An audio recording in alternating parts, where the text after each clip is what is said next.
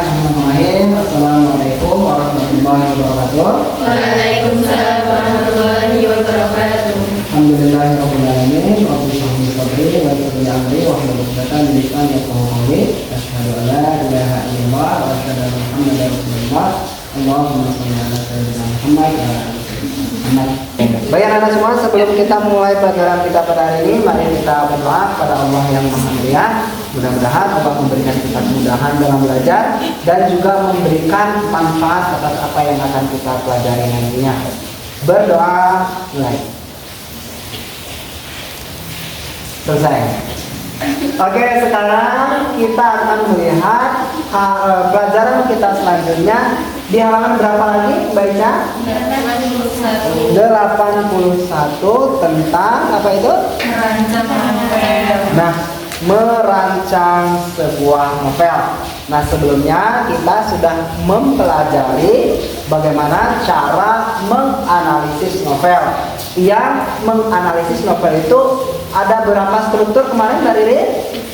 7, apa saja itu? Ada tema, terus ada juga latar, penokohan, alur, dan gaya bahasa. Itu adalah unsur-unsur yang biasa digunakan untuk menganalisis novel. Nah, hari ini anak-anak semua, di hari yang indah ini kita akan mencoba untuk merancang novel. Nah, sesuatu yang mungkin sangat mudah atau sudah pernah kita lakukan sebelumnya, yaitu mencoba untuk membangun sebuah cerita. Sudah siap? Oke, baik. Sebelumnya saya meminta bantuan untuk membaca materi kita pada hari ini oleh Mbak Zizah. Jadi membuat gambaran mengenai sebuah cerita yang akan ditulis dalam sebuah novel. Hal utama yang harus diperhatikan dalam merancang novel adalah memperhatikan aspek isi dan kebahasaan. 5. Menentukan amanat atau pesan yang ingin disampaikan lewat novel yang akan Anda tulis. Oke, baik, bagus sekali. Tema tulisannya sama. Ini temanya tema. Oke, yang pertama adalah mengenai tema. Yang kedua adalah menentukan tokoh. Terus yang ketiga alurnya. Yang keempat apa? Latarnya. Dan yang terakhir Oke. Sekarang kita akan merancang sebuah novel. Mas Sopan bisa langsung nanti kasih pendapat tentang hal yang ingin disampaikan. Oke, sekarang kita pilih temanya tentang apa? Percintaan. Oh, manis sekali, bagus. Temanya adalah percintaan atau dalam bahasa yang lebih umum adalah romantisme. Nah, jadi tema yang akan kita pilih pada hari ini adalah tentang percintaan. Kita sudah dapat temanya sekarang. Sekarang kita masuk ke langkah yang kedua. Apa langkah yang kedua? Tokohnya. Sekarang tokohnya ada gambar di sana katanya? Protagonis. Nah, terus antagonis. Protagonis. Okay. Protagonis itu apa?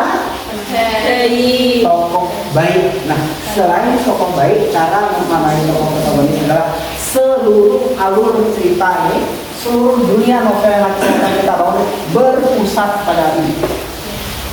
Semua jalan cerita itu mengikuti orang itu.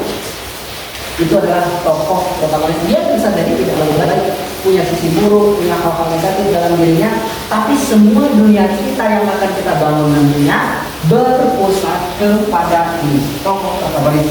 Sekarang tentukan tokoh protagonisnya siapa? Oke. Laki-laki apa perempuan? Laki-laki. Hampir ragu. Oke, Mas Johan, usianya berapa? 20 mau nikah apa itu? Mau nikah tapi ditunda gitu. Oke, 20 tahun. Apa penokohannya, sifat yang menonjol dari dia? Humoris. Oke, apalagi selain humoris?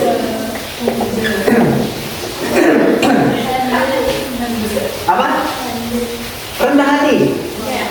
Oke, rendah hati. Sangat memperhatikan. Apa?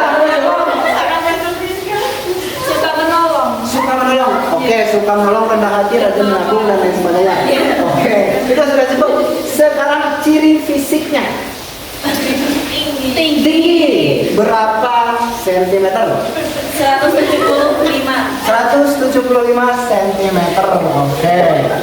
Terus rambutnya lurus, ikal, cerah. Keriting. Oh, keriting. Oke. Dia suka warna apa misalnya? Warna hitam. Ini cerita ini kalau dibuat sendiri. Hitam. Oke. Warna hitam. Makanan kesukaannya apa? Nasi goreng. Nasi goreng. Oke. Apa yang paling Johan benci?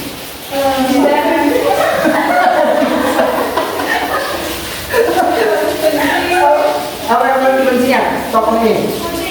Kucing. Oke. Bagus. Kucing yang paling bencinya. Oke, kita batasi itu. Jadi kita sudah dapat tokoh protagonisnya yang namanya Johan, laki-laki berusia 25 tahun. Nah, pekerjaannya apa?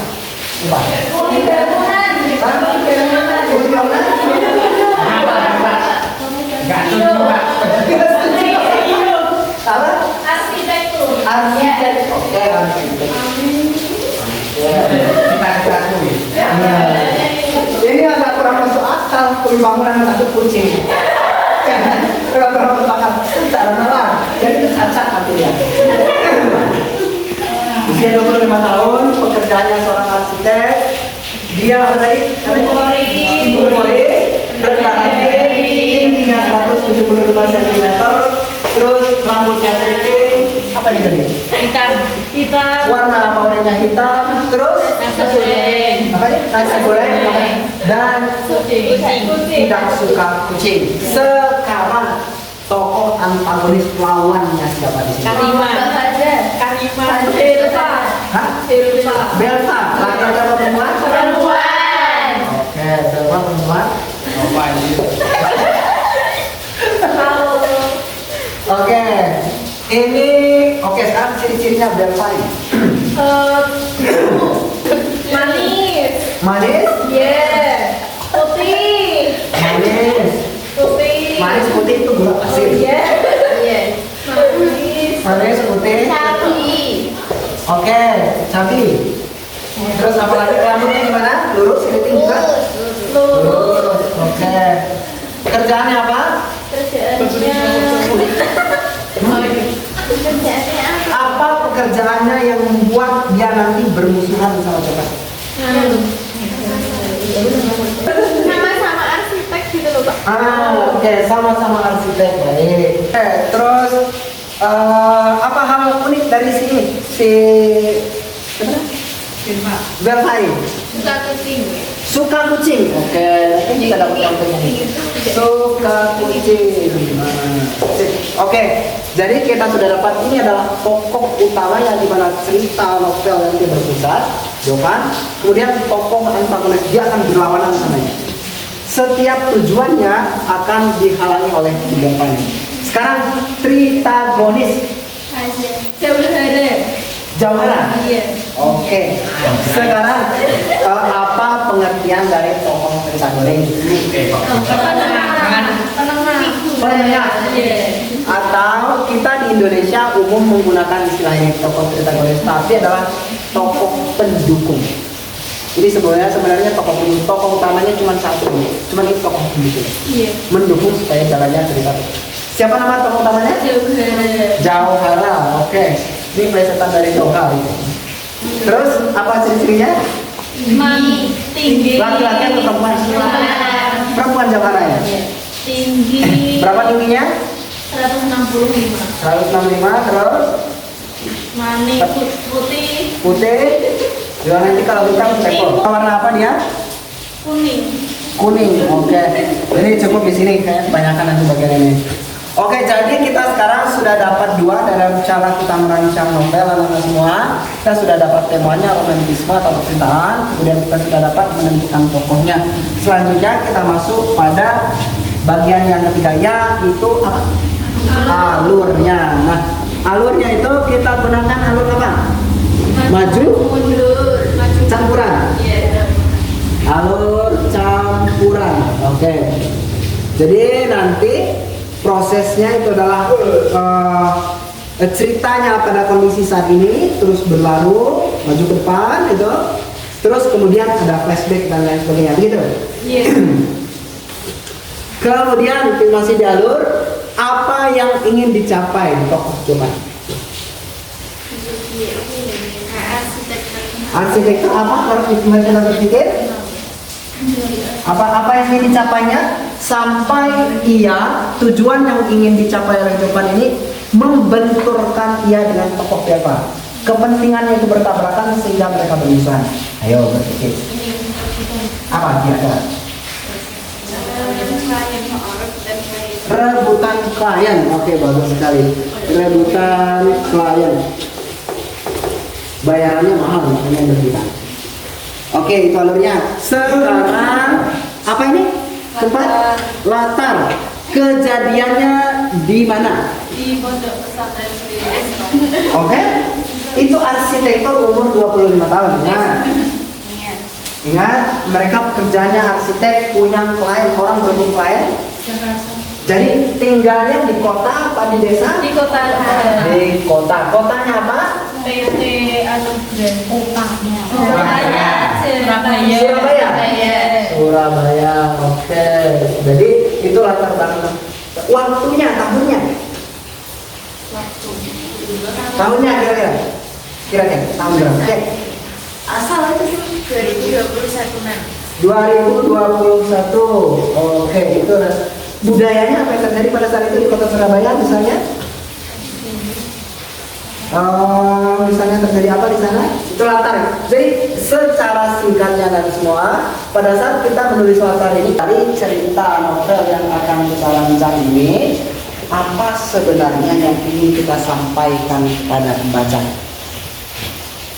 Bahwa misalnya rebutan klien itu nggak bagus kalau bisa bekerja sama. Nah, kalau rebutan klien itu nggak bagus karena bisa bekerja sama, akhirnya bagaimana jalan cerita kira-kira? Siapa yang sudah punya gambaran? Terus ada kehadiran Johara dan lain sebagainya. Apa yang terjadi kemudian dan bagaimana akhirnya? Ayo, siapa yang sudah punya gambaran? Akhirnya mereka bekerja sama dan sukses. Sekarang temanya di mana percintaannya? Yang cinta itu siapa sama siapa?